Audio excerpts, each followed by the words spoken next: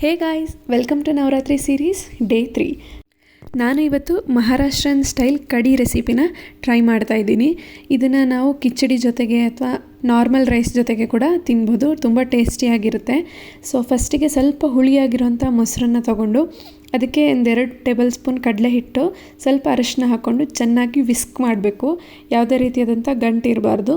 So ನಂತರ ಒಂದು ಪ್ಯಾನ್ಗೆ ಸ್ವಲ್ಪ ತುಪ್ಪ, ಸಾಸಿವೆ, ಜೀರಿಗೆ, ಕರಿಬೇವು, ಹಸಿಮೆಣಸಿನ್ಕಾಯಿ ಹಾಕ್ಕೊಂಡು ಚೆನ್ನಾಗಿ ಫ್ರೈ ಮಾಡಬೇಕು.